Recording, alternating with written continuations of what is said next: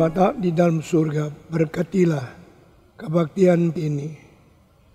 Biar cinta kasih-Mu memenuhi hati kami, dan Roh Kudus memimpin kami masuk ke dalam kebenaran.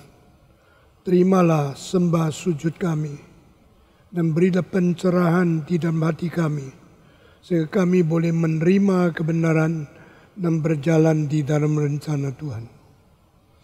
Pakailah hamba-Mu yang hina ini, berilah bijaksana dan firman kepada dia. Dalam nama Tuhan Yesus, kami berdoa. Amin. Mari kita membaca kitab suci dari Matius pasal ke-6.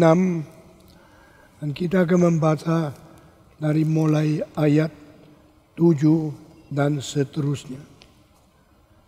Matius pasal ke-6. Ayat ke-7 dan terusnya.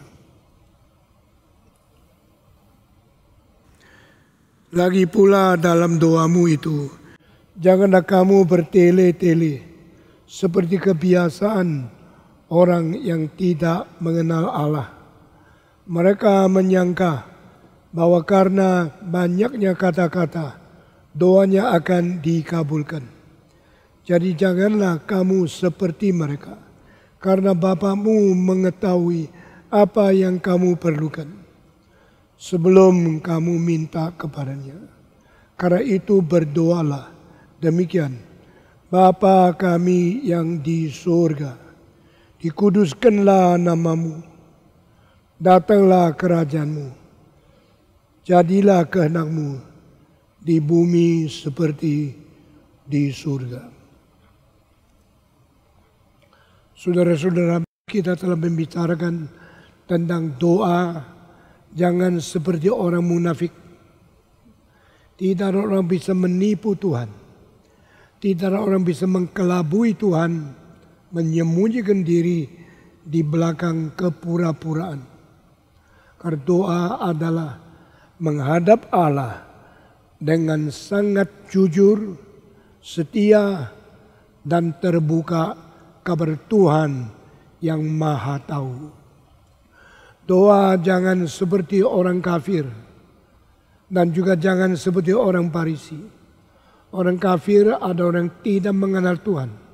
Orang Farisi adalah orang yang kira dia sudah mengenal Tuhan. Mereka suka di pertikungan jalan, di tempat banyak orang lihat.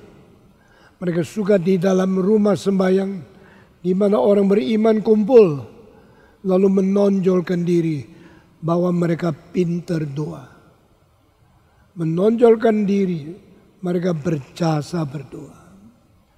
Baik berpuasa maupun berdoa, bukan mentegakkan atau membangun jasa manusia, tetapi untuk mentiadakan jasa. Untuk menyata diri tidak berjasa apa-apa, maka minta pengampunan dan minta belas kasihan dari Tuhan. Kalau doa sudah menjadi satu alat pura-pura, menjadi satu topeng menutupi diri, menjadi sesuatu kebanggaan, menonjolkan, mencongkakkan diri di hadapan banyak orang, maka cilakalah doamu. Tidak ada agama yang mengajar bagaimana berdoa dan berdoa harus berkata apa-apa, kecuali kitab suci, kecuali Yesus Kristus. Dalam perjanjian lama juga tidak banyak mengajar bagaimana berdoa. Hanya memberikan teladan doa yang baik itu apa. Doa yang panjang sekali yang dicantum di dalam Mazmur 90 oleh seorang dari Tuhan namanya Musa. Itu doa yang sangat panjang, tetapi tidak tele-tele. Apa bedanya doa panjang dan doa tele-tele? Doa panjang doa yang isinya banyak. Doa tele-tele doa yang kalimatnya sedikit diulang-ulang. Yesus berkata, jangan berdoa bertele-tele seperti orang yang tidak mengenal Allah. Karena mereka menyangka dengan kalimat yang banyak akan lebih didengar oleh Tuhan. Tuhan tidak perlu diajarin. Tuhan tidak perlu dikhotbahin. Tuhan tidak perlu engkau mengutarakan kalimat dengan terus repeat, terus mentele-telekan, lalu engkau kira itu akan mendapat pendengaran lebih banyak. Karena sebelum engkau doa apapun yang kau perlu sudah diketahui oleh Tuhan. Dan dia akan memberikan kepada engkau. Meskipun engkau tidak minta, tetap anugerahnya cukup. Dan dia akan memberikan anugerah. Jikalau demikian, mengapa masih perlu kita berdoa? Bukankah dia sudah tahu? Lebih baik kita doa, Tuhan saya mau doa apa yang kau sudah tahu. Terima kasih, amin. Selesaikan. Karena dia sudah tahu. Meskipun dia sudah tahu. Dia ingin menikmati persekutuan dari orang yang rasa perlu penyertaan Tuhan. Sama seperti engkau sudah nikah. Waktu engkau sudah nikah, engkau tidak perlu mengulangi kalimat aku cinta kamu, aku cinta kamu, aku cinta kamu. Karena terus mengatakan kalimat itu membosankan dan itu membuat orang geli. Cinta tidak perlu diurangi dengan kalimat bertele-tele. Cinta hanya dinyatakan dengan ketaatan, memperdulikan, dan sungguh-sungguh sehati. Itu perlu. Waktu engkau belum nikah, sangat perlu pertama kali kalimat aku mencintai engkau. Membuat kaget dia. Dan ini mengkonfirmasikan keintiman itu adalah resmi dan adalah harus dipercaya. Tetapi setelah nikah tidak perlu banyak-banyak bicara kalimat yang sama itu. Karena dia sudah tahu. Demikian kita berdoa kepada Tuhan. Bukan karena dia tidak tahu. Sebelum kita bicara apa, semua sudah diketahui oleh Tuhan. Tapi Tuhan masih ingin mendapatkan sesuatu perasaan bahwa engkau setiap saat perlu dia. Setiap saat engkau memerlukan satu persahabatan, keintiman, di mana engkau menyatakan, I need you God. Semacam kalimat seperti ini diharapkan oleh Tuhan untuk menyatakan engkau sadar, engkau perlu Tuhan. Sesudah itu Yesus baru mengatakan, maka kalau engkau berdoa harus berkata seperti ini. Di dalam kitab suci, doa yang terbaik adalah doa dari Yesus Kristus. Meskipun dia adalah Allah, dia menjadi manusia, dia masih berdoa kepada Allah Bapa. Allah tidak perlu minta sesuatu dari Allah. Karena Allah Bapa mempunyai sifat ilahi. Allah Anak juga mempunyai sifat ilahi. Allah Roh Kudus sama dengan Allah Bapa dan Allah Anak mempunyai sifat ilahi. Ketiga pribadi tidak perlu minta sesuatu dari lain. Tetapi mengapa Yesus berdoa waktu dia berada di dunia? Karena dia menjadi manusia. Maka Yesus mewakili semua manusia, memberikan teladan kepada kita bagaimana harus berkata-kata kepada Tuhan Allah. Contoh Yesus berdoa kepada Allah Bapa sebenarnya tidak banyak dicatat di dalam kitab suci. Dari kitab suci berkali-kali mengatakan pada waktu Yesus sendiri bahkan sepanjang malam dia berdoa kepada Bapa. Orang yang berdoa begitu kerap, begitu panjang, begitu menyendiri, sangat sedikit. Adakah kita berdoa sepanjang malam? Adakah kita berdoa sendiri tidak diketahui oleh orang lain? adalah kita berdoa dengan kalimat-kalimat rahasia hanya diketahui antara engkau dan Tuhan Allah dan orang lain tidak berbagian. Doa Yesus Kristus menjadi teladan, menjadi contoh dan menjadi pengajaran bagaimana kita berdoa. Ini penting sekali. Tetapi Alkitab tidak banyak catat isi kalimat doa Yesus kepada Allah Bapa. Doa pertama yang keluar dari mulut Tuhan ini bukan di Matius, bukan di Markus, Lukas atau Yohanes. Doa pertama yang ucap dari mulut Tuhan dicantum 1000 tahun sebelum dia lahir, yaitu nubuat daripada Raja Daud di dalam Mazmur 45. Yesus berkata waktu dia Kristus datang. Yang datang itu Kristus. Yang sudah datang itu jadi Yesus. Karena Kristus Allah. Jelma menjadi manusia Yesus. Inkarnasi. Maka dikatakan pada waktu Kristus datang. Dia berkata aku datang. Karena engkau sudah menyediakan tubuh bagiku. Allah yang tidak ada tubuh menjadi Allah yang pakai tubuh. Ini berarti Allah jelma menjadi manusia.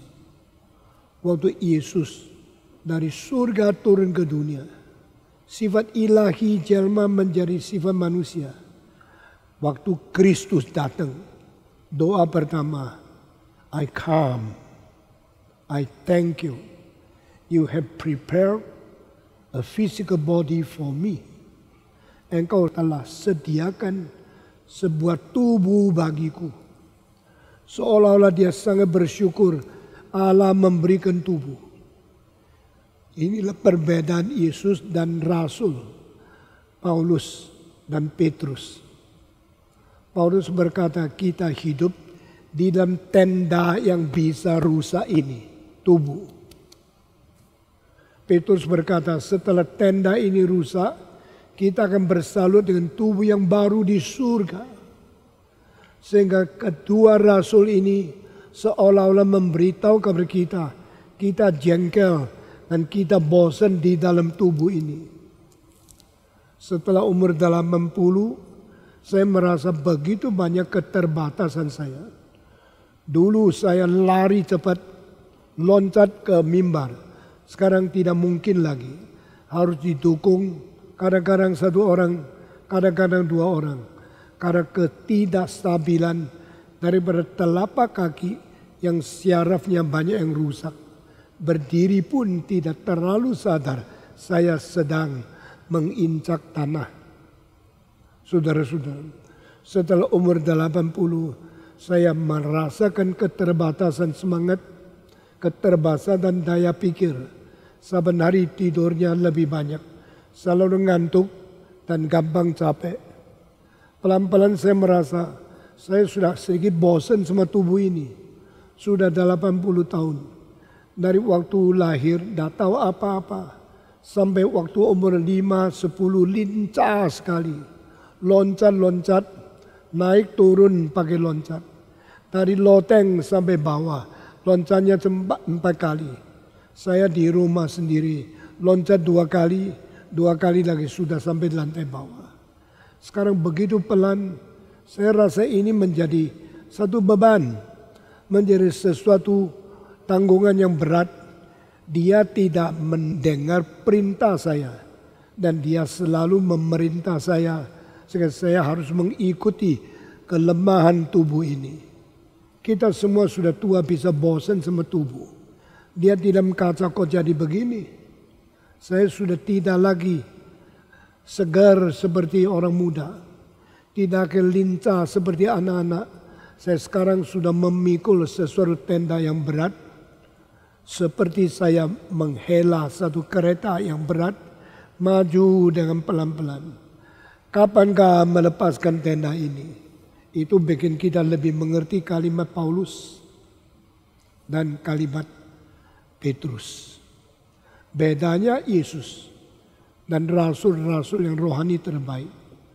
Rasul-rasul ingin menanggalkan tenda ini, membuang daging yang sudah mulai tua dan rusak ini, ingin mendapatkan tenda baru yang diberikan Tuhan di surga. Tetapi Yesus terbalik, dia justru melepaskan surga, ingin ke dunia ini menanggung dosa dan memikul tubuh yang memberikan kepada dia kesulitan, kesakitan, dan akhirnya kepahitan dan mati di atas kayu salib. Ini namanya inkarnasi. Ini namanya cinta kasih Allah. For so loved the world, God gave His only begotten Son. And so loved the world, the second person of God incarnated Himself to be the human body.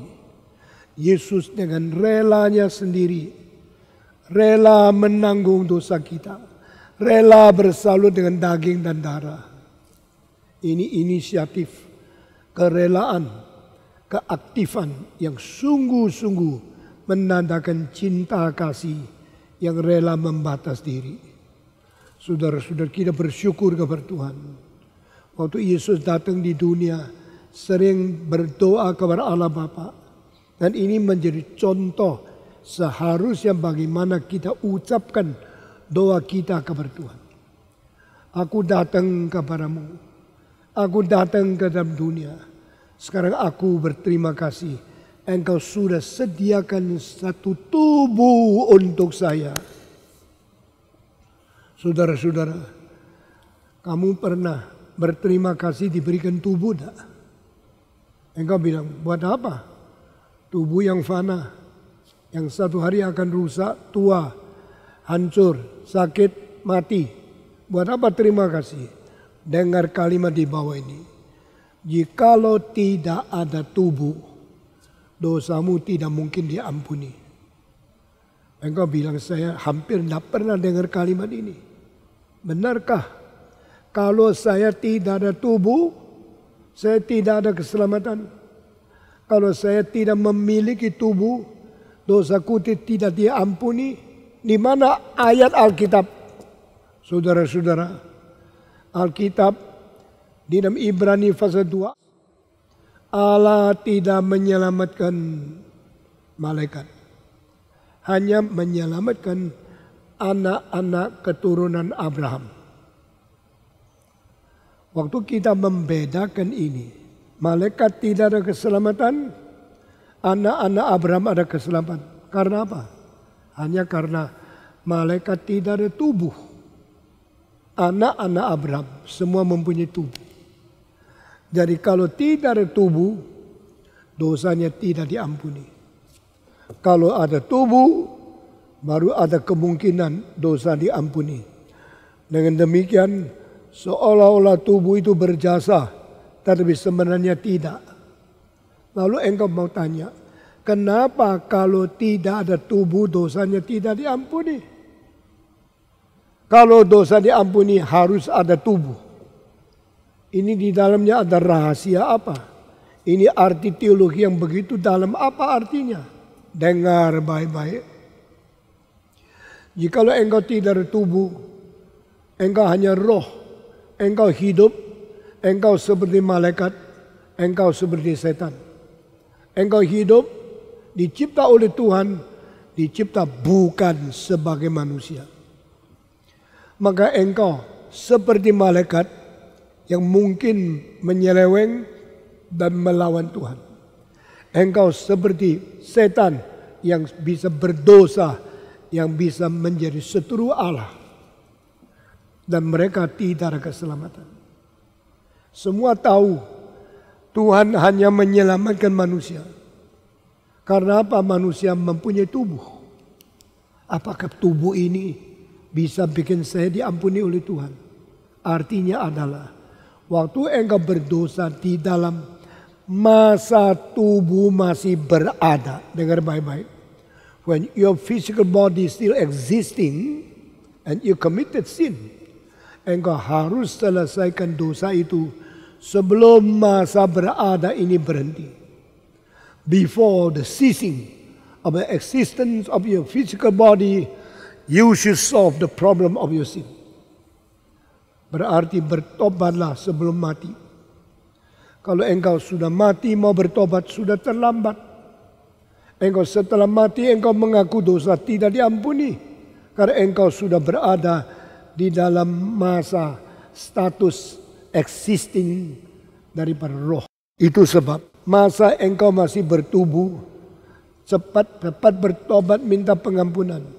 Sesudah itu engkau mati, engkau masuk ke dalam wilayah rohani yang existing selama-lamanya. Dan statusmu tidak akan berubah. Maka mengapa manusia berdosa diampuni? Karena manusia berdosa di dalam tubuh. Waktu dosa di dalam tubuh, harus cepat selesaikan dosamu, mengaku dan minta pengampunan sebelum tubuh tidak ada. Kalau tubuh sudah tidak lagi berada, berarti engkau sudah tidak mungkin diampuni. Ini sangat baru bagi engkau. Tapi ini berdasarkan kitab suci yang sangat mendalam maknanya. Karena di dalam rohani engkau berdosa di dalam status kekekalan. Dosa yang diperbuat di dalam kekekalan akan tetap menjadi dosa yang ditanggung di dalam kekekalan dan tidak ada kemungkinan berubah status.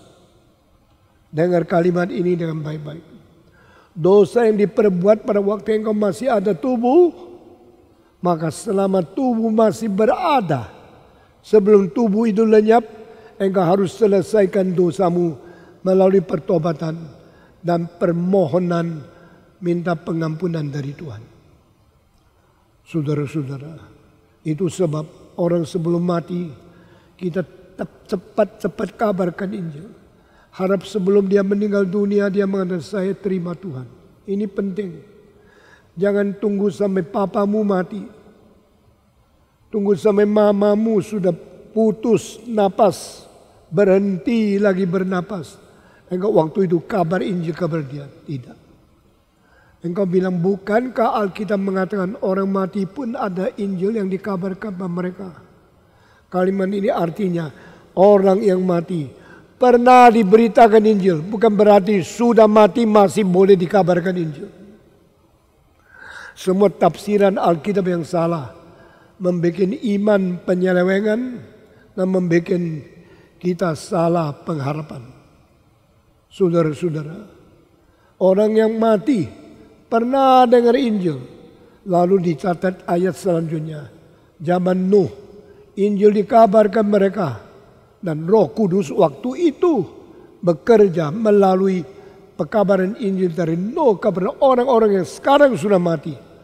Bukan berarti orang mati setelah mati masih ada kesempatan mendengarkan Injil.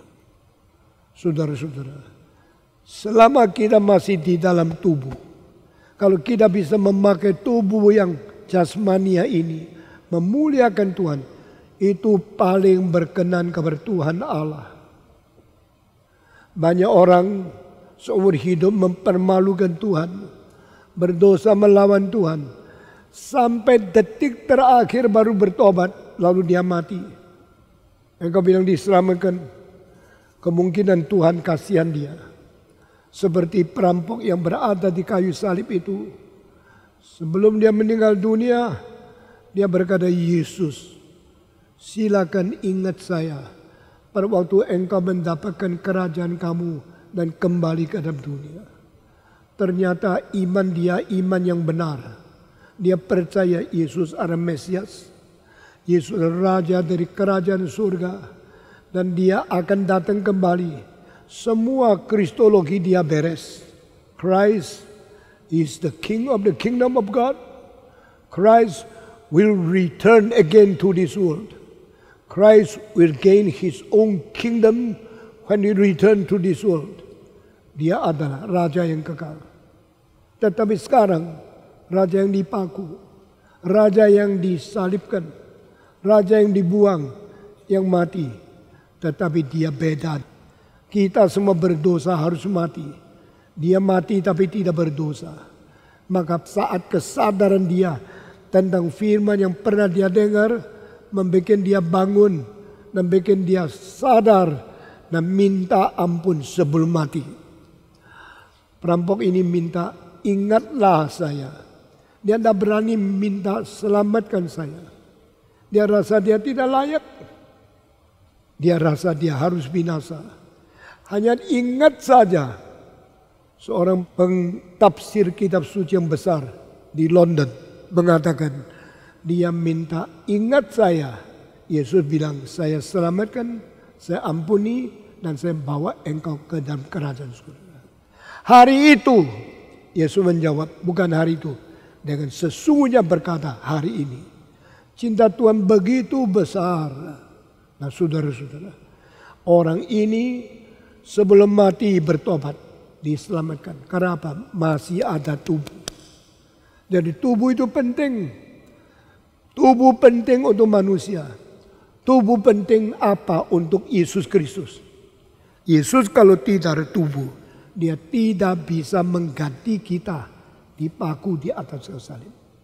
Jadi karena kita berdosa di dalam tubuh, maka Kristus menanggung dosa di dalam tubuh.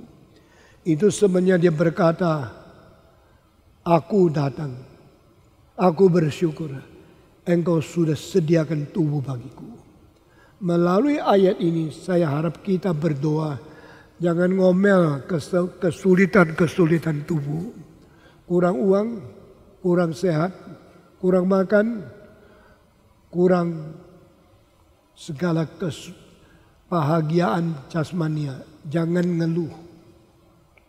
Bagaimana sulitnya kita alami di dalam keadaan berdaging dan darah. Itu tetap sesuatu privilege. Satu hak istimewa Tuhan berikan kepada kita. Inilah bikin iri setan.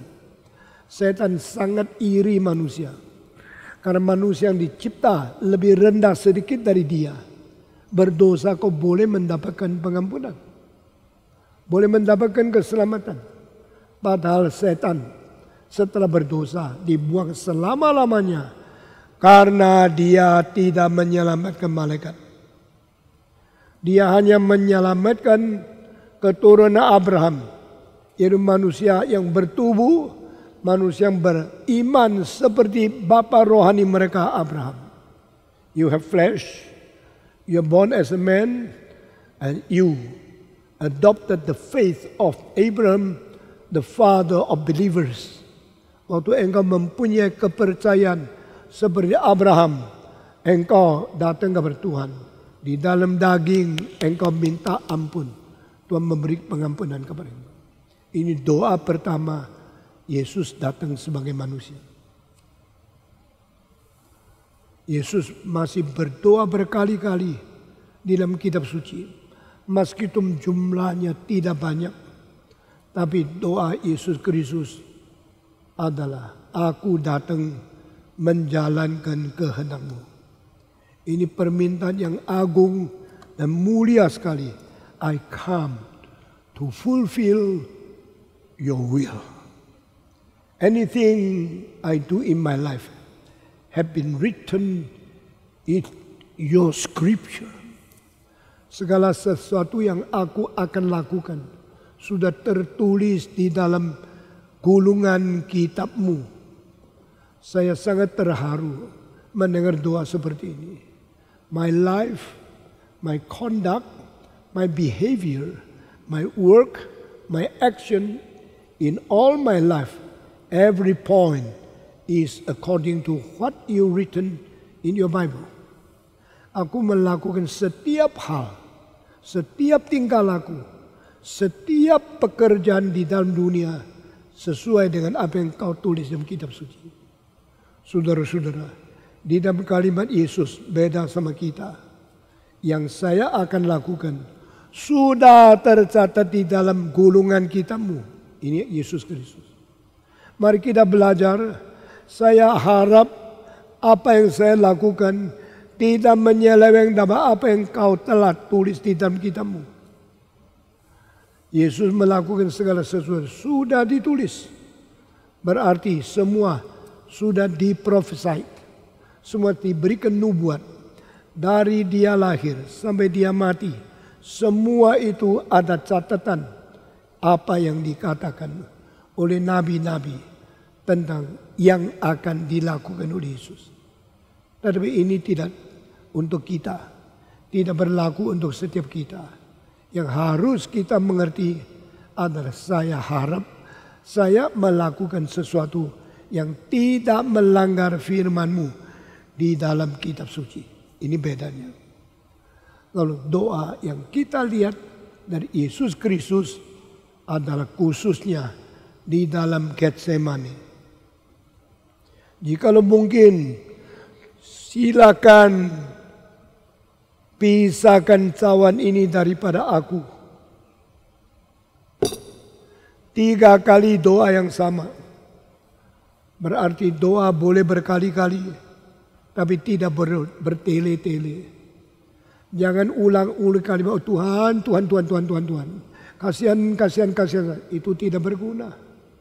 Engkau kira ulang-ulang lebih bikin perkenan oleh Tuhan. Tidak. Tuhan tahu semua yang engkau akan ucapkan. Tapi doa yang sama berkali-kali boleh. Itu sebab kalau saya minta kita berdoa, saya sendiri tidak mengulangi kalimat yang panjang. Banyak orang di dalam kebaktian doa, pimpin doa. Mari kita berdoa. Lalu dia mulai berdoa. Dia mengatakan mari kita berdoa, pengkhotbah berdoa untuk firman, berdoa untuk cuaca, berdoa untuk panjang sekali. Sesuai itu mari kita berdoa. You usah ucapkan semua. Mengapa seorang berdoa? You wakil semua sudah selesai. Kita kalau pimpin doa hanya 1 kalimat atau 2 kalimat. Sesudah itu semua memberikan kebebasan manusia berdoa sebebasnya mereka minta kepada Tuhan dengan sukacita. Misalnya saya berkata tanggal 29 ada seminar Roh Kudus yang ketiga. Mari kita berdoa. Sudah berhenti. Lalu mereka sendiri yang berdoa untuk pengkhotbah, untuk isinya, untuk pengertian. Biar mereka berdoa. Biarlah semua orang menikmati kesukaan berdoa dengan Tuhan. Enjoy the happiness of saying everything to God. Jangan engkau monopoli. Khususnya mahasiswa STT. Kalau saya bilang silakan pimpin doa. Dia ngomong terlalu banyak. Akhirnya orang tidak ada waktu berdoa. Itu salah sekali. Baik tua-tua, baik vikaris, baik majelis. Kalau pimpin doa, jangan monopoli kata-kata yang bertele-tele. Panjang sekali. Apalagi kalau selesai saya khotbah, saya suruh orang berdoa. Orang itu doa kalimat rutin yang setiap minggu sama. Saya sama sekali tidak senang. Tapi kalau setelah saya khotbah, saya suruh orang berdoa. Orang itu berdoa menyimpulkan apa yang saya khotbah. Dan minta Tuhan memberi pertolongan. Saya mengetahui orang ini tadi dengar baik-baik. Kita terlalu sering doa rutin. Doa rutin itu doa yang dihafal. Yang setiap minggu sama. Sekarang saya tanya. Waktu engkau makan doa apa? Tuhan terima kasih makan. Saben hari sama. Kamu kira Tuhan tidak bosan doamu? Kamu doa baca kitab suci. Doa apa? Kamu doa di dalam kebaktian doa apa? Semua kalimat hafalan. Yesus Kristus doanya semua berbeda. Waktu dia berdoa dia berkata, singkirkanlah cawan ini. Tidak pernah dikatakan sebelumnya dan sesudahnya. Dan ini 2-3 kali. Untuk hal yang sama, doa berulang tidak salah. Engkau minta Tuhan sembuhkan orang sakit. Saben hari doa untuk dia tidak salah. Itu bukan bertele-tele. Itu terus mengharap kepada Tuhan. Berdoa bagi hal yang sama. Setiap kali berdoa lagi itu tidak salah. Yesus 3 kali berdoa. Kalau mungkin singkirkan cawan ini daripadaku ya Bapa. Lalu doa dia didengar oleh Tuhan? Tidak. Mengabarkan kekristenan yang tidak ada Kristus yang tersalib, itu kekristenan yang tidak bisa menyelamatkan. Yudas dipaku, tidak ada pengampunan. Yudas kalau dipaku juga tidak ada keselamatan bagi umat manusia. Kita harus tolak ajaran yang diterima dari Injil Barnabas. Sebenarnya ini Barnabas tidak pernah ada di dalam sejarah zaman kuno. Hanya muncul setelah abad 15. Maka itu tafsiran yang salah. Itu bukan ajaran asli, bukan ajaran yang tersama-samar tersimpan di dalam Alkitab. Dan dari ayat 1, tafsiran salah menjadi bidat yang menakutkan.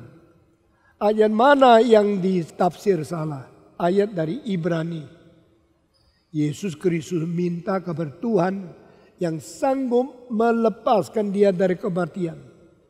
Karena itu dia didengar. Didengar apanya? Yesus didengar kalimat apa? Oh Tuhan, lepaskan saya supaya saya tidak usah mati. Tidak ada itu. Alkitab mengatakan Yesus berdoa kepada Tuhan yang sanggup melepaskan dia dari kematian. Ini ada. Tuhan yang sanggup melepaskan dari kematian. Tapi Alkitab tidak katakan Yesus minta Tuhan bikin dia tidak usah mati. Cuma tulis Yesus minta Tuhan singkirkan cawan ini. Lalu engkau mengatakan cawan itu ya mati dong. Kalau boleh singkirkan ini daripada saya. Bukankah Yesus minta jangan mati? Tidak. Singkirkan cawan ini daripada saya. Cawan itu bukan karena Yesus takut mati. Kalau Yesus takut mati doa seperti ini, maka dia tidak pernah sungguh-sungguh mau datang ke dunia menjadi juru selamat untuk memikul dosamu dan dosa saya. Sehingga pengertian seperti itu berarti Yesus penakut. Yesus takut mati. Tetapi kitab suci mengatakan Yesus justru mau mati. Maka dia berani turun ke dunia menjadi manusia. Dari mana kita tahu?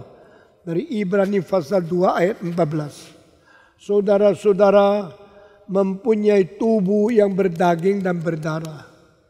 Maka Yesus sendiri sengaja turun bersalut daging dan berdarah. Dia menjadi manusia. Sengaja datang untuk berperang dengan penguasa maut, yaitu iblis. Yesus datang sengaja. Sengaja apa? Sengaja mati. Mengapa sengaja mati? Karena dia tahu kalau tidak mati, maka upah dosa adalah maut, belum bisa diselesaikan. Nah kalau dia bisa mati, dia harus mempunyai daging. Dan daging bagi kita membawa kematian. Bagi Kristus memungkinkan dia mati untuk mentiadakan kematian kita. Ini paradoks yang besar sekali. Christ come to the world in order to have the flesh with blood and with the physical body. So he will be possible to be crucified. Yesus kalau tidak ada daging dan darah, Yesus tidak ada physical body, tidak mungkin dia mati. Justru untuk mungkin mati, dia harus datang bersalut dengan daging dan darah. Sengaja mau mati, maka tidak mungkin kita tafsir Yesus takut mati. Karena Yesus bukan takut mati, maka dia minta cingkir ini dipinggirkan. Cawan ini dipindahkan. Ini bukan kematian yang dia takut. Ini adalah perpisahan antara Allah Bapa dan Allah Anak. Ini yang dia tidak mau. Minta Tuhan jangan pisah dari saya. Jangan meninggalkan saya. Doa ini tidak salah. Karena doa ini adalah sesuai dengan kehendak Allah sendiri. Allah Bapa juga tidak mau meninggalkan Allah Anak. Maka Allah Anak mengatakan, kalau boleh singkirkan cawan ini dari saya. Ini doa Yesus yang penting sekali sebelum dia mati. Dan kalimat ini disalah ngerti, tapi orang Kristen khususnya Gereja Reform Injili Indonesia, tidak boleh salah mengerti di dalam tafsir ayat ini. Sekali lagi, cawan ini bukan Yesus takut mati. Cawan ini berarti Yesus tidak mau dipisahkan oleh Bapaknya. Maka minta, kalau boleh jangan pisah dengan saya. Itu doa yang tidak salah. Karena doa ini sesuai dengan kehendak Allah. Allah Bapa tidak pernah mau memisahkan Allah anak daripada dia. Sehingga kalau minta jangan pisah, itu tidak salah. Karena tujuan terakhir Tuhan Allah adalah bikin persatuan seluruh alam semesta melalui Kristus. Tetapi hal ini kalau mungkin terjadi, Allah harus pisah dengan Yesus Kristus. Dengar kalimat di bawah ini. Bukan pisah Allah Bapa kepada Allah Anak. Pisah antara Allah Bapa yang ada Allah dan Allah Anak yang menjadi manusia. Dari perpisah antara Allah sama anak tidak ada. Perpisah antara manusia dan Allah itu ada. Karena apa? Karena manusianya menjadi berdosa, maka akhirnya dibuang oleh Tuhan. Dari persatuan, tujuan terakhir daripada kehendak ilahi. Tetapi perpisahan ada keperluan mutlak di dalam menebus dosa. Ini paradoks. In one way, God the Father never forsake God the Son. In second way, that is an absolute necessity of separation between God and man when God see men are in sin. Allah Bapa akhirnya meninggalkan Yesus. Iya. Bukankah ini melawan dengan tadi tafsiran Allah Bapa tidak meninggalkan anak? Tidak. Karena anak sekarang jadi manusia. Sehingga yang ditinggalkan bukan anak daripada Allah Bapa. Yang ditinggalkan adalah anak yang sudah menjadi manusia. Dengar jelas ya. Dari sifat ilahi Yesus Kristus tidak pernah dibuang oleh sifat ilahi Allah Bapa. Tapi sifat manusia Yesus pernah dibuang oleh Allah Bapa. Karena waktu itu dia sedang menanggung dosa. Dan penanggungan dosa itu adalah atas kerelaan dia sendiri. Sehingga Yesus tidak pernah takut mati. Karena dia sengaja datang untuk bisa mati. Dan waktu mati dia harus dibuang. Waktu dibuang dia menanggung kesulitan paling besar. Bagaimana artinya manusia dibuang oleh Allah. Saudara-saudara, kalau hidup kita dibuang oleh Allah, kita tidak ada kekuatan untuk sendiri menanggung kesusahan besar itu. Nah ini pun Yesus sudah pernah mengalami. Sehingga dia berteriak, my God, why have you forsaken me? Allahku, Allahku, mengapa engkau meninggalkan aku? Yesus di dalam hidup sebagai manusia pernah mengalami dibuang oleh Tuhan Allah. Sehingga kesengsaraan, kepahitan yang paling besar seperti ini pun sudah dialami oleh dia. Itu sebab saudara-saudara, waktu engkau seperti dibuang oleh Tuhan, seperti tidak ada penyertanya, engkau rasa tersendiri, rasa hidup tidak berarti. Mau mati tidak tahu bagaimana. Tidak mati tidak bisa terus hidup. Engkau susah seperti, ingatlah. Yesus pernah dibuang oleh Allah Bapa, manusia dibuang oleh Allah. Bukan sifat ilahinya, sifat manusia. Maka di atas kayu salib 7 kalimat, 1 dan 7, my Father. Bapa ampuni mereka. Bapa aku menyerahkan nyawaku di tanganmu. Awal dan akhir. Tapi kalimat keempat, my God, my God. Berubah, tidak memanggil Bapa, tapi memanggil Allah. Karena kalimat pertama, dia bersifat sebagai anak Allah. Dia bersekutu dengan Bapanya. Di dalam kalimat ke-7, dia menyebut Allah. Aku menyerahkan nyawa dari tanganmu. Karena itu adalah penyerahan dan penanggung-jawaban utusan. You sent me to the world. I accomplish your will, Father. You wanted me to save the sinners. I now make intercession for them Father, forgive them. Forgive them. Because what they are doing, they do not know. Saya sekarang sebagai anak yang menjalankan perintah-Mu, yang diutus Engkau ke dunia. Aku sekarang berdoa bagi orang berdosa. Ampunilah mereka. Setelah Yesus selesai tugas keselamatan yang dilakukan oleh dia, dia putus napas, berhenti hidup, dan terakhir, I put my soul into your hand. Ini semua panggil Bapak, Bapak. Tetapi di tengah 7 kalimat ini, kalimat keempat di persis tengah ini, Yesus Kristus menyebut bukan Bapak, menyebut Allah. Karena di situ dia menjadi manusia yang menanggung dosa manusia yang lain.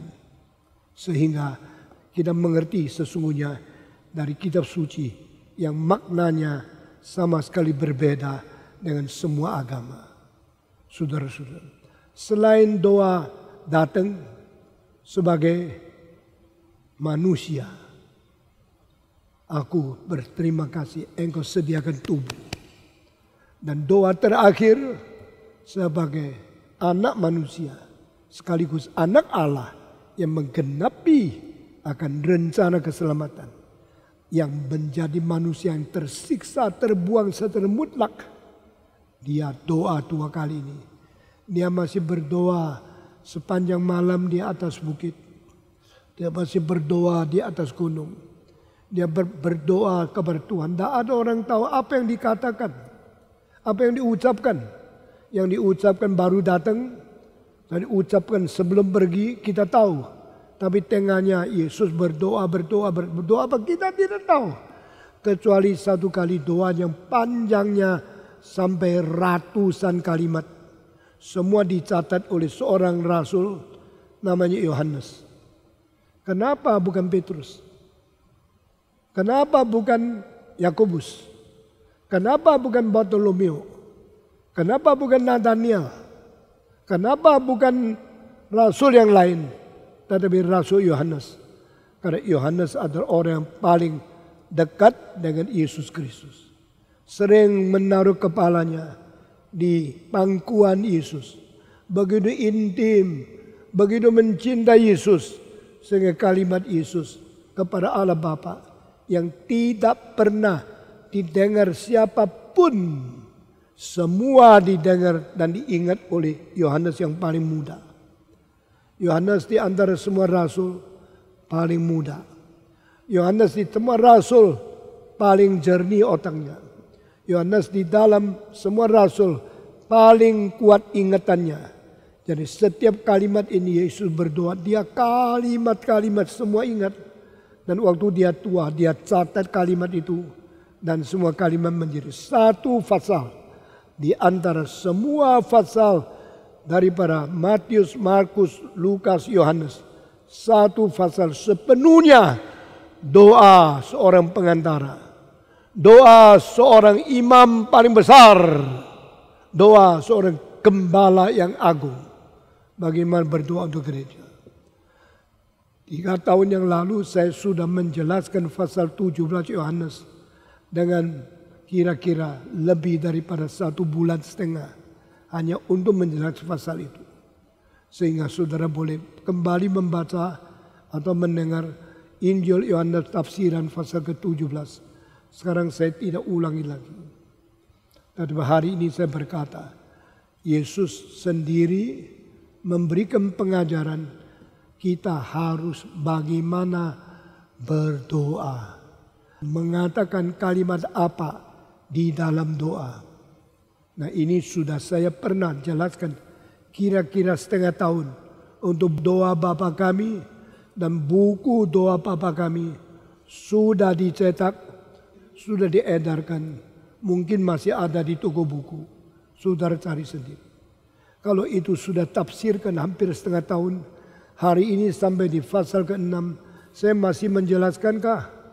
Saya ambil keputusan menjelaskan kira-kira di dalam 3 atau 4 minggu. Doa Bapa kami yang mulai dari ayat yang ke-9. Dikatakan di sini, katamu waktu engkau berdoa, Berkatalah, Bapa kami yang di surga, dikuduskanlah namamu, datanglah kerajaanmu, jadilah kehendakmu. Nah, ini bagian pertama yang saya akan khotbahkan. Bagian kedua berlainan dengan bagian pertama. Bagian pertama datang kepada Bapa dan berkata tentang apa yang kau inginkan dari Bapa sesungguhnya. Bagian kedua, datanglah kepada Bapa, beritahu kesulitan engkau hidup di dunia. The first part, Father in heaven. Second part, your Son on this earth. How glory, how holy, how powerful, how great is my Father in heaven. How different, how difficult, how much suffering I am now experiencing on this earth. Dan ini doa yang sangat bernilai. Orang bilang Yesus kurang logika. Orang bilang Yesus itu orang dah beres. Orang Farisi mengatakan dia dirasuki oleh setan. Orang bilang dia orang gila. Orang dia itu anak daripada pernikahan yang haram. Dia adalah anak Maria yang berzina. Orang kritik Yesus. Tapi kita hanya dari lihat doa Bapa kami. Engkau melihat pikiran Yesus begitu utuh. Begitu jelas. Dan begitu stabil. Begitu rasional. Strukturnya begitu indah. Saudara-saudara menganalisa doa Bapa kami. Kita boleh menulis makalah berpuluh-puluh biji. How great is our Father in heaven. The Lord's Prayer. Sayangnya banyak pendeta tidak mengerti dan tidak mengajar. Banyak gereja lebih suka memberikan seminar doa Yabes. Tetapi tidak ada pendeta memberikan seminar doa Bapa kami. Kecuali gereja ini. Saudara masih ingat doa Yabes? Pernah dengar menganalisa doa Yabes? Minta Tuhan memperluas tenda kita. Memperpanjang kita punya pengaruh. Supaya kita menjadi lebih kaya. Itu doa tidak pernah diajarkan oleh Alkitab kepada orang Kristen. Itu hanya satu doa yang pernah terjadi dan Alkitab tidak katakan itu contoh. Ini adalah satu kemauan semau sendiri dari orang radikal karismatik. Mereka mengajar kami berdoa seperti doa Yabes. Saudara-saudara, yang harus kita belajar adalah kalimat Yesus. Jikalau engkau berdoa, engkau harus berdoa seperti ini. Nah, inilah yang Yesus mengajarkan. Maka kita belajar, kita berdoa dengan doa Bapa kami. Itu yang paling sah. Itu yang paling resmi. Itu yang paling dikonfirmasi dan dikehendaki oleh anak Allah yang tunggal. Bapa kami yang ada di surga. Mari kita merenungkan kalimat ini sekali lagi. We are not alone. Kita tidak tersendiri. Kita hidup di dunia bukan anak terhilang, atau anak yang dibuang, atau anak yang tersendiri. Kita adalah yang disayangi oleh Bapa di surga. Do you know you have a very loving Father in heaven? Do you know you are not alone? Do you know you can come to Him anytime when you need Him? Datang kepada Tuhan setiap saat. Waktu engkau memerlukan Dia, saat engkau paling susah, saat engkau paling tersendiri, saat engkau mengalami sengsara paling banyak, ingatlah Bapa yang mengasihi engkau sedang menunggu engkau berlutut, menanti engkau berdoa, mendengar suara permintaanmu. Saya satu kali dalam kesusahan luar biasa, kakak saya menulis satu surat, ingatlah saat engkau paling tersendiri, itu bukan satu orang, tetapi dua orang. Saya tidak ngerti. Saya baca lagi. Langsung saya mengerti. Kalau tidak saya akan telepon kepada dia. Apa maksudmu? Waktu saya seorang sendiri, tidak pernah saya tersendiri. Dia mengatakan kalimatnya, when you are alone, you are not you yourself. At the same time, the Lord is with you.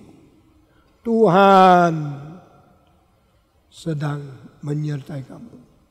Langsung saya lutut, saya minta Tuhan, ampuni saya yang tidak mengerti cinta Dia, yang meragukan cinta Dia. Minta Tuhan mengampuni saya dan minta Tuhan menguatkan saya. Saudara-saudara, our Father which is in heaven. Saudara tahu tidak, ada yang mencintai engkau lebih dari suamimu? Ada yang lebih mencintai engkau lebih dari istrimu? Ada yang mencintai engkau lebih dari pacarmu? Ada yang mencintai engkau lebih dari anak-anakmu, Bapamu di surga. Kalimat ini menjadi penghiburan terbesar melampaui semua agama di dunia, bahwa orang Kristen tidak tersendiri. Orang Kristen tidak dibuang, tidak dilupakan, tidak dilecehkan, karena Bapa kita di surga. Surga berapa besar? Bapa kita yang bisa menguasai surga berapa berkuasa. Dan Dia tidak melupakan engkau. Dia menjadikan anak Dia sendiri. Engkau mempunyai perangkat. Engkau mempunyai kedudukan yang melampaui orang-orang yang tidak mengenal Tuhan. Saudara-saudara, mengetahuikah tidak? Engkau anaknya. Anak, berapa besar hak istimewanya? Anak, berapa intim hubungan relasi dengan bapaknya? Anak mempunyai hak bahkan mewarisi segala sesuatu dimiliki oleh Allah Bapa. Akhirnya milikmu. Tahu tidak engkau Kristen? Tahu tidak apa artinya menjadi Kristen? Apa artinya Kristen adalah anak-anak Allah? Biar hari ini kita mengulangi kembali, kita mengingat kembali, sadar kembali, dan kita menikmati hak sebagai anak. Dia pencipta langit dan bumi, Dia memberi hak sehingga engkau disebut anak Allah. Menurut Yohanes pasal 1 ayat 12, itu barang siapa yang percaya kepada Dia, yaitu yang melalui nama Yesus Kristus, engkau diberi hak istimewa, boleh disebut sebagai anak Allah. When you are given the privilege and given the new position, you are given the power to be called the Son of God. Engkau bersyukur, saya tidak sendiri. Di dalam dunia ini, bagaimana miskin, Tuhan tidak meninggalkan saya. Beda dengan mereka yang bagaimana kaya, tidak ada Allah, mereka dikuasai oleh iblis. Hak kita terlalu manis, hak kita terlalu intim, hak kita terlalu besar. Kita boleh menjadi anak-anak Tuhan Allah. Dengan pengertian ini, doamu lanjutkan. Kedua, engkau minta apa? Minta berkat, minta uang, minta kaya, minta makmur, minta sukses, minta sesuatu yang besar daripada bahagia jasmania. Tidak. Kalimat kedua, 3, 4, selain Bapa kami di surga, kita minta 3 hal. 3 hal bukan untuk diri, 3 hal bukan untuk materi, 3 hal bukan untuk berkat duniawi. Kita minta tentang Tuhan Allah. Let your name be holified. Let your kingdom come. That your will be done. Wah, ini yang paling memperkenan hati Tuhan. 3 hal ini kalau diucapkan dari seorang anak yang berdoa kepada Bapa, inilah anak yang paling mengerti rencana Tuhan. Inilah anak yang paling mengerti isi hati Tuhan. Siapakah yang paling terhibur? Bapak yang melihat anak mengerti isi hatinya. Kalau anak kita datang ngomel, hanya mau uang, mau warisan, mengharapkan engkau cepat mati, engkau pasti jengkel, bosan, dan sangat tidak senang anakmu. Kalau anakmu mempunyai kalimat, biar Bapakku dihormati seluruh dunia, engkau terhibur. My son is good. Ya, engkau berkata, silakan wilayahmu, penguasaanmu diakui seluruh dunia dan cepat tiba menjadi sesuatu kerajaan yang besar. Hatimu akan sangat terhibur. Kiranya Bapa, kehendakmu terlaksana, tidak ada halangan, tidak ada yang melawan. Engkau akan begitu bersuka cita anakmu ini. Yesus berkata, be a good child to pray to God and say to Him, you want His name to be hallowed. You want His kingdom to come to you. You want His will be done on this earth as it is done in the heaven. 3 doa tidak minta apa yang Bapak perlu. Sekarang doa yang salah dari semua agama. Doa egois. Doa untuk diri. Doa memperalat Allah. Doa memerintah Tuhan untuk setuju dengan apa yang Dia dengan liar menyatakan kehendaknya. Itu doa yang kafir. Itu doa yang tidak berarti. Yesus berkata, doalah seperti ini. Bapa di surga, dikuduskanlah namamu. Mengapa? Memang Tuhan perlu dikuduskan? Tidak. Tuhan itu sudah kudus. Tetapi manusia tidak menganggap Dia kudus. Itu yang perlu didoakan. The God is holy God. The God is sacred God. Allah yang sakral dan suci. Suci apa dirinya. Tidak perlu disucikan oleh engkau lagi. Tetapi mengapa berdoa? Dikuduskanlah namamu. Karena manusia kurang ajar. Manusia tidak mengenal Allah itu suci. Dan manusia tidak menganggap kesucian Allah sebagai sesuatu dasar etika manusia. Itu orang Kristen yang baik berdoa. Dikuduskanlah namamu. Saudara-saudara, what you are doing, what you are fighting, what your effort is doing is to glorify God and His name. Then you are very good Christian.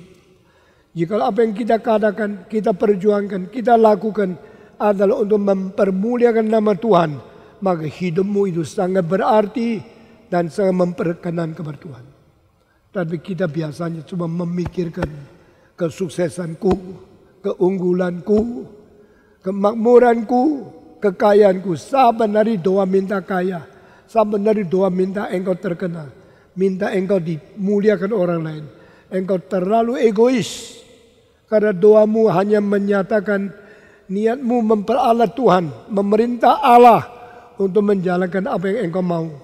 Tapi engkau tidak pernah menyatakan engkau ingin menjalankan kehendak Tuhan Allah. Maka Allah yang sakral, Allah yang kudus tidak pernah perlu dikuduskan oleh manusia lagi. Tapi Allah perlu dimengerti oleh manusia sebagai Allah yang suci. Engkau mempersamakan semua pendiri agama. Yesus yang suci mutlak. Tidak ada satu noda dosa. Engkau kira Dia sama pendiri agama yang lain. Engkau tidak membedakan Kristus dengan semua pendiri agama yang lain. Berarti engkau belum mengenal Tuhan Allah. Our Father in heaven, you're so holy.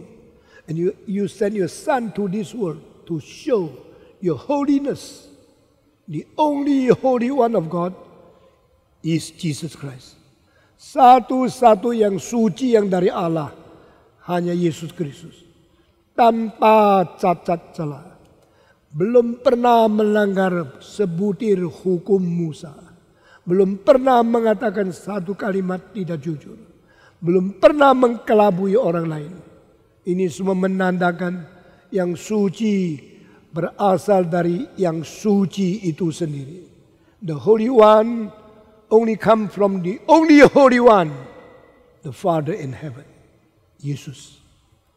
Lalu engkau betul-betul membedakan. Ini lain sama pendiri agama lain. Saya menjunjung kesucianmu. Engkau dengan cara begini engkau mengerti. Your God is holy God. Dengan doa engkau menganggap the whole world should sanctify. Should make the name of God being the holy God. Ini pertama. Lalu sesudah itu engkau doa kedua. Datanglah kerajaan. Maksudnya apa? Saya hidup di dunia, saya hidup di dalam kerajaan Indonesia, Tiongkok, Amerika, Cekoslovakia, Jerman, Rusia, Norwegia, Swedia, Switzerland, Italia, Jepang, India, Afrika, Mesir, semua negara kita menjadi anggotanya. Tapi kita puas dengan negara di dunia? Tidak. Negara di dunia ada negara yang begitu keras menindas rakyatnya sendiri. Pemerintahnya tidak dipilih oleh rakyat. Perintahnya mendapatkan kuasa pakai senapan. Sesudah itu dah mau turun. Tidak pernah ada berhentinya. Orang-orang begitu tidak malu. Dia anggap dia lebih hebat dari semua orang.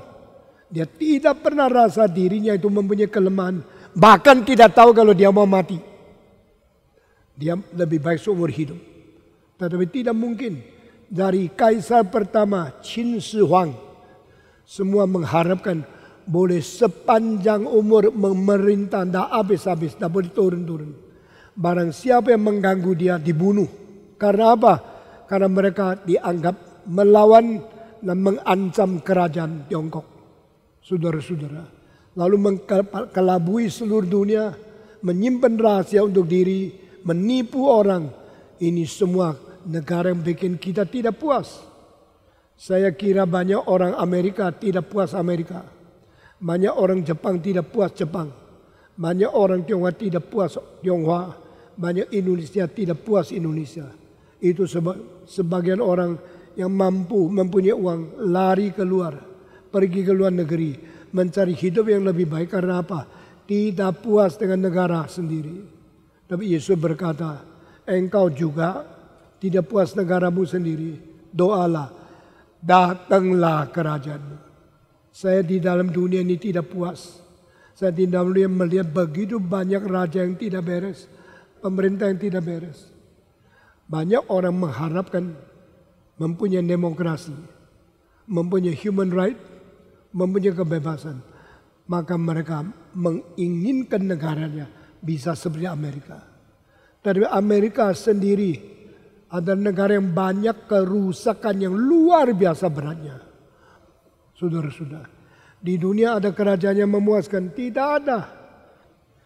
Dunia ini tidak negara sempurna. Tidak negara memuaskan kita. Maka engkau perlu berdoa, Bapa di surga, datanglah kerajaanmu. Saya mau tanya, waktu Yesus di dunia kerajaan sudah datang? Sudah belum? Saya tanya sekarang, ada yang mau jawab? Waktu Yesus ada di dunia, kerajaan Allah sudah datang? Bisa jawab? Sudah. Kalau begini tidak usah doa, datanglah kerajaanmu. Sudah datang kok. Sudah dan belum? Saudara-saudara, waktu Yesus di dunia, dia mengatakan, kerajaan Allah sudah datang. Kerajaanmu ada di dalam hatimu. The kingdom of God is in your heart. Sudah datang. Tapi Yesus mengatakan, engkau mesti berdoa, minta kerajaan Allah segera datanglah. Sehingga teologi reform mengatakan the kingdom of God already come and not yet come. Itu namanya already and not yet. Berarti dalam progres sudah datang secara bibit, belum datang secara sempurna. Sudah datang secara bayang-bayang, belum datang secara wujud. Bayang-bayang kerajaan Allah adalah dirinya Yesus Kristus hadir di zaman itu. Datangnya kerajaan Allah adalah berita kerajaan Allah sudah dekat. Tetapi wujud yang sempurna sudah semua komplit tiba di dunia belum datang. Sehingga orang-orang Rasul Yesus Kristus harus berdoa, datanglah kerajaan. Karena not yet accomplished, not yet actualized, not yet completed. Even though we know Jesus come, He bring down the seat of the kingdom of God, and He is the representative of the kingdom of God. Yesus sebagai wakil kerajaan Allah, sebagai raja di dunia, yang melebihi. Dan dia berkata, rajaku tidak di dunia ini. Waktu kerajaanku akan datang, engkau melihat anak manusia tiba dengan semua malaikat dan yang suci. Dan waktu itu seluruh dunia akan dihakimi oleh anak manusia yang akan datang. Maka waktu itu belum datang, engkau sekarang mengharap iman, pengharapan dan kasih. Mulai daripada Yesus datang menjadi objek iman kita, dan janji-janjinya menjadi pengharapan kita, dan cintanya menjadi dorongan kita mengasihi orang lain. Itu sebab rampok yang berada di salib melihat Yesus Kristus, dia berkata, oh Yesus, ingatlah saya waktu engkau kembali dengan kerajaanmu itu. Yesus menjawab, dengan sesungguh-sungguhnya aku berkata kepadamu, hari ini juga engkau dan saya berada di dalam pesta surgawi di dalam Firdaus. Seorang pentafsir Alkitab yang terkenal abad 19 di London beserta dengan Charles Spurgeon dan dengan Morgan. Orang ini dia mengatakan Yesus menjawab lain dengan doa yang keluar dari mulut perampok itu. Perampok itu hanya minta ingat. Yesus bilang, no, I'm not remember you, I be with you. Bukan ingat, tapi saya beserta dengan engkau. Engkau harap-harap. Saya mengatakan, sungguh-sungguh. Dengan sesungguh-sungguhnya aku berkata kepadamu. Engkau bilang, hari itu. Saya mengatakan, sekarang. Kalau mungkin ingat saya Tuhan. Yesus mengatakan bukan ingat. Aku memberi pesta. Engkau bersama aku duduk di dalam perjamuan di surga Firdaus. Hari ini juga. Orang mengatakan hari itu. Yesus bilang hari ini. Orang bilang ingat. Yesus makan bersama. Semua jawaban daripada doa kita. Lebih konkret daripada permintaan kita. Inilah cinta kasih Tuhan. Berdoalah, datanglah kerajaanmu. Waktu kerajaan Tuhan sudah datang, dia akan menyelesaikan dunia yang tidak beres ini. Kerajaan di dunia tidak memuaskan kita. Lalu kita mengatakan apa? Datanglah kerajaanmu. When the kingdom of God come to the world, He will accomplish what is the will of God and change this unsatisfying kingdom in this world to become the kingdom of God. The kingdom of this world will become the kingdom of our God and of His Christ and of His Christ. Kerajaan Tuhan kalau sudah datang, penipuan, pemalsuan, pengkelabuan akan berhenti. Korupsi, penindasan seperti komunisme akan berhenti. Untuk kerajaan Tuhan datang, Yesus sendiri membawa kuasanya dan pimpinannya untuk merubah dunia ini. Di situ tidak ada penindasan, tidak ada penganiayaan, tidak ada penipuan, tidak ada ketidakadilan yang dilakukan seperti di dalam dunia ini. Thy kingdom come. Ini doa kedua kepada Bapa. Ketiga, Thy will be done on this earth as it is done on heaven. Kehendakmu terjadi di dunia ini seperti di surga.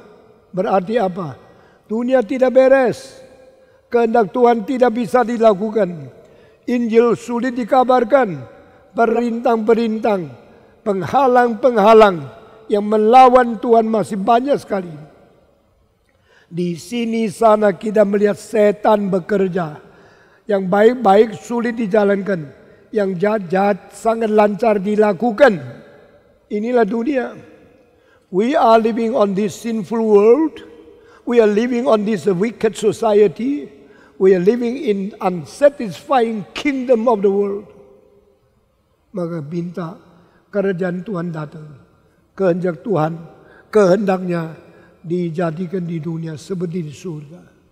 Kenapa jadi di dunia seperti di surga? Dengar, karena kerajaan Allah dan kehendak daripada rencana Allah tidak pernah dilawan di surga, tetapi sering dilawan di dunia. Termasuk engkau dan saya, penentang kehendak Allah, pelawan kehendak Allah, yang selalu tidak mau taat dan melakukan kehendak Allah. Itu sebab Tuhan minta kita, ajarkan kita berdoa, biar kerajaanmu datang, kehendakmu jadi di dunia seperti jadi di surga. Apakah itu permintaanmu? Apakah itu doamu? Engkau sering berdoa kehendak Tuhan terjadikah? Kalau kehendak Tuhan harus terjadi, pertama-tama harus terjadi dalam hidupmu sendiri. Maka setiap kali doa ini saya ucapkan, hati saya selalu mengatakan, kehendakmu jadilah padaku seperti terjadi pada surga. Di surga semua malaikat adalah yang menjalankan kehendak Allah, yang sukacita menikmati melaksanakan kerajaan Allah. Tapi di dunia banyak orang Kristen melawan, membangkang, menolak, mengkeraskan hati untuk menghina kerajaan Tuhan. Di antara engkau mungkin banyak pernah dipanggil Tuhan menjadi hamba Tuhan. Tapi pikir-pikir, buat apa? Jadi hamba Tuhan susah, menerima gaji yang tertentu, tidak bisa untung besar. Maka sampai sekarang engkau melarikan diri dari pimpinan Tuhan. Kiranya Tuhan mengampuni engkau, mencambuk engkau sampai engkau kembali lagi. Saudara-saudara, mari kita sungguh-sungguh rela, rendah hati, minta Tuhan, saya mau menjalankan kehendakmu sebagaimana kehendakmu terlaksana di surga. Mari kita menjadi orang Kristen, hidup dunia seperti di surga. Melihat dunia tidak puas, mengharap surga. Berdoa minta datang kerajaanmu, dan minta Tuhan laksanakan kehendaknya di dunia seperti surga. Inilah 3 doa di hadapan Tuhan, tidak pernah ada unsur egoisme di dalamnya. 3 doa semua mengutarakan, mempusatkan pikiran kepada Tuhan, kepada namanya, kepada kerajaannya, dan kepada kehendaknya.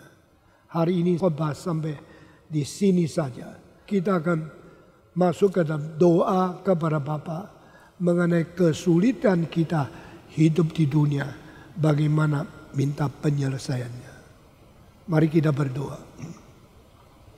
Semua tunduk kepala, dan saya minta Pendeta Ivan naik ke atas, pimpin kita untuk masuk di dalam doa.